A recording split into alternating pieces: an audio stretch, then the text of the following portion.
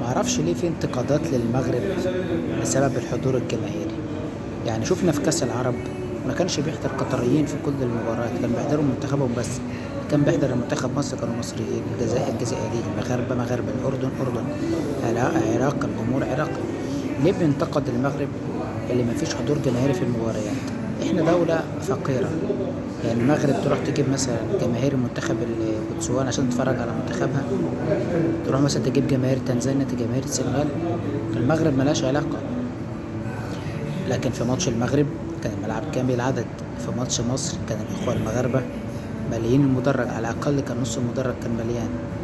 منتخب تونس كذلك. يعني في حضور جماهيري يعني متوازن. المغرب ملهاش علاقة مين يحضر، الجماهير تحضر أو ما تحضرش. احنا قارة فقيرة. تاني حاجة، احنا شفنا الأمطار الغزيرة اللي بتسقط في المغرب. يعني المغرب عاملة أجهزة صرف ذكي في الاستادات، بتصرف المية أمطار متواصلة وما بتحسش إن الملعب فيه مية.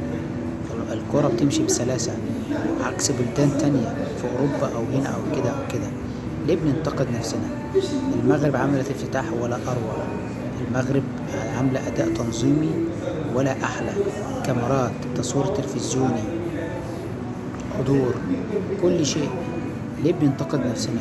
ليه مستكترين على ان احنا دولة عربية قادرين ننظم بطولة كبيرة زي البطولة دي؟ برافو المغاربة، برافو المغرب، استمروا. وبإذن الله البطولة دي تحقق أعلى استثمار للمغرب وبتحقق الفائد منها، وبيحضر أعلى عدد من الجماهير في الماتشات الجاية بإذن الله.